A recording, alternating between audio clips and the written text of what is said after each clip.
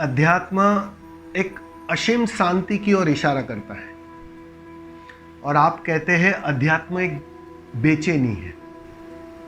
क्या आज्ञा चक्र या कोई भी विधि या कोई भी माध्यम एक बहाना होता है ताकि वो जो नीचे जाने की आदत थी जन्मों जन्मों की, वो जो गहन मूर्छा थी,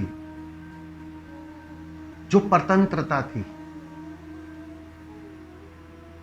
उससे उस कंडीशनिंग से तुम छूटो। अब उसे छोड़ने के लिए देखो कुछ ना कुछ तुम्हें देना पड़ेगा, वरना खाली तुम बैठ नहीं सकते। अगर पहले दिन तुम आओ ध्यान करने या कहीं जाओ खोज करने और तुम्हें कहा जाए भैया कुछ नहीं करना है, सब करना व्यर्थ है, ना कुछ सुनना है, ना कोई प्रयोग करना है, ना किसी अध्यात्म में प्रवेश करना है, बस तुम तो बस जैसे हो ठीक हो पर्याप्त, बैठ जाओ। आप कहोगे स्वामी जी ये क्या बातें कर रहे हो? वास्तव में ये बात सही है, इस बात को समझ लेना, लेकिन ये बात हजम नहीं होगी आपको, क्योंकि करने की एक गहन आदत है, जन्मों जन्मों की आदत है और बचपन से लेकर अब तक एक ही शिक्षा दी गई है, करने की भाषा ही सिखाई गई है, दौड़ने की भाषा ही सिखाई गई है, ठहरना तो हम भूल ही गए हैं।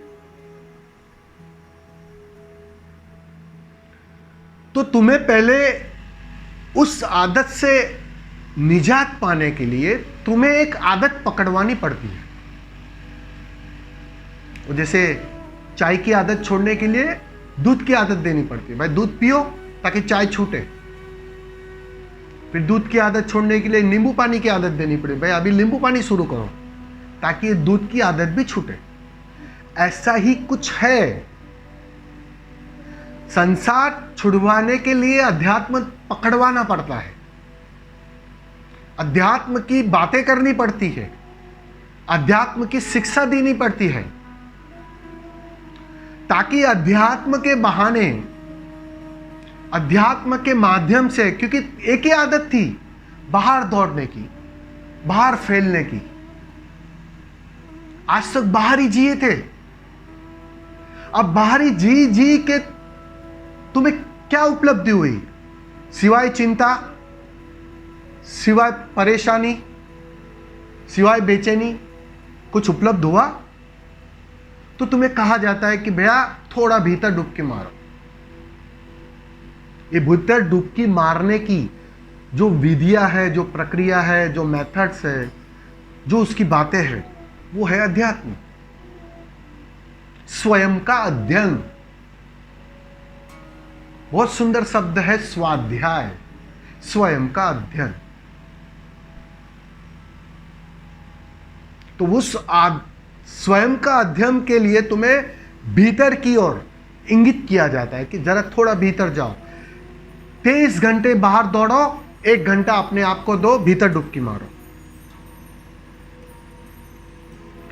अब होता क्या है कि उस आदत को करते करते करते बहुत सारे ऐसे साधक हैं, ये उसके लिए बात है कि वो सालों से, 20 सालों से, 30 सालों से, 40 सालों से, 50 सालों से, या कहो जन्मों जन्मों से उस अध्यात्म की आदत से घिरे हुए हैं। वो उन्हें दिखाई नहीं पड़ रहा, क्योंकि अध्यात्म भी एक बेचैनी है, उसके भी पार जाना है। दूध दिया है चाय छुड़वाने को, लेकिन दूध की आदत जीवन भर के लिए नहीं दी है कि तुम दूध पीते ही रहो। फिर उस दूध से भी मुक्त होना पड़ेगा, उस अध्यात्म से भी मुक्त होना पड़ेगा, तब तक चैन आता नहीं है। बात समझ लो, जब तक कुछ चाहिए, चाहे बाहर का हो चाहे भीतर का हो, चैन कैसे आएगा? एक अतृप्ति बनी रहेगी, एक दौड़ जारी रहेगी। पहले बाहर दौड़ रहे थे, अब थोड़ा भीतर दौड़ रहे हो। फर्क क्या हुआ? दिशा बदल गई। पहले भीतर पीठ थी, अब भीतर मुंह है, बस इतना ही फर्क हो गया। लेकिन दौड़ तो जारी है ना। और जो दौड़ता है वो बेचैन रहता है। इस बात को हमेशा समझ लेना। जो दौड़ता है वो हमेशा बेचैन रहता है। तो उस दौड़ को समाप्त करने के लिए तुम्हें पहले भीतर की आदत देनी पड़ती है, भीतर का स्वाद देना पड़ता है। और जैसे जैसे तुम उस भीतर में गहरे होते जाते हो, गहरे होते जाते हो, उसे भी ठीक से देख लेते हो। जैसे बाहर को देख लिया, ध्यान की प्रक्रिया में तुम्हें बाहर देखने की कला सिखाई जाती है कि देखो विचार चल रहे, उसे देखो। बहुत कुछ हो रहा है, उसे देखो। सांस चल रही है, उसे देखो। सारी प्रक्रिया को, सारी विधि को, सारे उठने बैठने को तुम्हें देखने की कला दी जाती है। अब जैसे जैसे गहरे अनुभव होते हैं उसे भी देखना है। और तुम देखते देखते देखते एक दिन पाओगे ये भीतरी अनुभव भी मेरे नहीं है, ये भी मन का हिस्सा है, ये भी मन का खेल है। लेकिन साधक इस बात को समझ ही नहीं पाता है। 20-20, 30-30, 40-40 साल से लोग प्रयोग कर रहे हैं, ध्यान कर रहे हैं, स्वाद ले रहे हैं, अनुभव ले रहे हैं। मेरे पास उन लोगों के ही प्रश्न ज्यादा आते हैं। वो यही कहते हैं कि अनुभव तो बहुत अच्छे अच्छे हो रहे हैं, यहां से छूटने का दिल नहीं करता है, यहां से जाने का मन नहीं करता, यहां ठहरने का मन करता। आ गई एक नई गुलामी आ गई। अब सोचो जरा, तुम्हें अगर उस भीतर की यात्रा के लिए जबरदस्ती रोक दिया जाए, हो गए तुम बेचैन। क्या फर्क पड़ता है कि धन के कारण तुम गुलाम थे या भीतरी अनुभव के कारण तुम गुलाम हो? गुलामी तो गुलामी है। स्वस्थ वही हो सकता है जो ना बाहर के लिए पीड़ित है, ना भीतर के लिए पीड़ित है। इसलिए मैंने कहा कि अध्यात्म के भी पार जाना पड़ेगा। अध्यात्म भी एक बेचैनी है। वो तो एक शिखर के बाद तुम्हें पता चलेगा। वो तो ठीक से जब अध्यात्म में गहरी डुबकी मारोगे तो साफ हो जाएगी बात। लेकिन वो साफ होती हुई बात मन उसे साफ होने नहीं देता, अहंकार उसे साफ होने नहीं देता।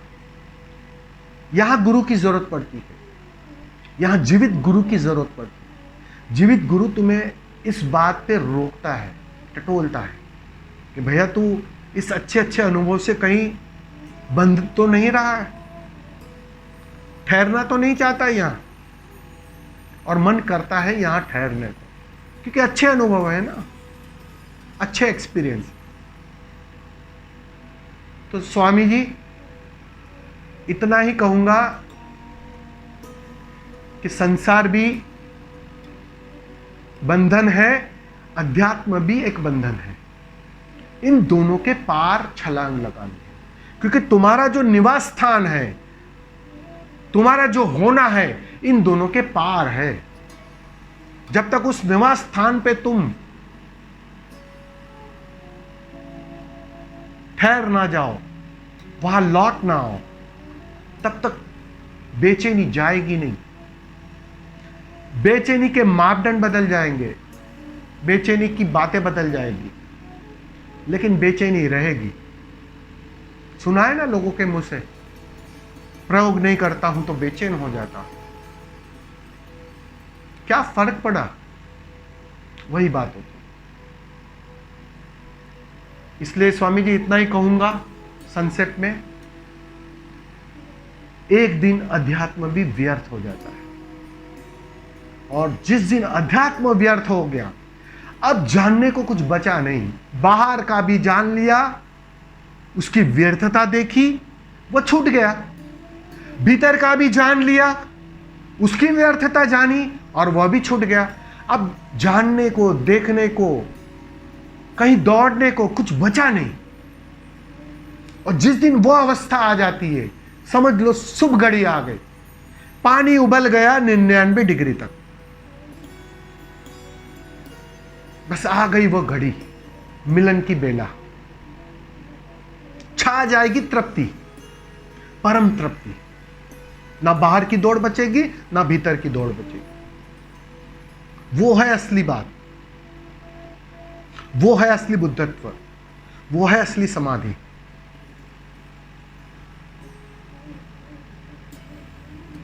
तो इसके लिए मैंने ये बात कही थी कि अध्यात्म भी, उसके भी तुम्हें पार जाना पड़ेगा। तो उसकी व्यर्थता भी साफ होनी चाहिए। ये सारी प्रक्रिया, ये सारी मेथड्स उसकी व्यर्थता जानने के लिए है।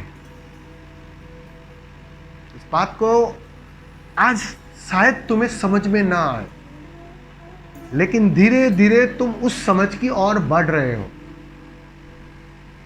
हर ध्यान के साथ, हर प्रक्रिया के साथ धीरे धीरे वही अनुभव हो रहा है, तुम्हें पता हो या ना पता हो। और अगर पता हो तो तुम उसे देखना नहीं चाहते, क्योंकि तुम वहां ठहरना चाहते हो। बस इस बात को थोड़ा समझ लेना कि तुम्हारा मन कहीं धोखा तो नहीं दे रहा है, कि ठहर जाओ इस अध्यात्म में, ठहर जाओ इस गुरु के पास, ठहर जाओ इस अच्छी घड़ियों को छोड़ू क्यों? नहीं चाहिए मुझे मुक्ति जन्मों जन्मों तक। इतना आनंद बरस रहा है, उत्सव ही उत्सव चल रहा है। एक बात समझ लेना, असली उत्सव जब तुम अध्यात्म के पार जाओगे तभी घटता है, वो है असली उत्सव। तो उस उत्सव के लिए तुम्हें अध्यात्म के पार छलांग लगानी ही पड़ेगी। भले आज लगाओ, कल लगाओ या जन्मों जन्मों के बाद लगाओ, लगानी तो पड़ेगी, तब तक बात नहीं बनेगी। मांग जारी है तब तक भिख मंगापन जारी है। और जब तक तुम भिखारी बने रहोगे, अपने सम्राट होने को देख कैसे पाओगे? हाथ को ऐसे फैलाने की जो आदत बन गई है ना बाहर, वही आदत तुम भीतर ले जाते हो। वो आदत भीतर परेशान करने लगती है। पहले बाहर की चीजें मांग रहे थे, अब भीतर के अनुभव, भीतर के आनंद को अतिरेक करने की मांग शुरू हो जाती है। भिखारीपन नहीं जाता, सम्राट होना पड़ेगा। सम्राट तुम हो, बस देखना है। वो तो ये भिखारीपन जैसे ही जाएगा ना, उस पात्र को तुम गिराओगे ना, छोड़ दोगे ना, दिखाई पड़ जाएगा, साफ हो जाएगी बात कि अरे सम्राटों का मैं सम्राट हूं। जिसकी खोज कर रहा था वो तो भीतर मौजूद था, वो लेकर मैं घूम रहा था। तो धन्यवाद उठेगा। तो स्वामी जी, इस अध्यात्म के भी पार जाना पड़ेगा।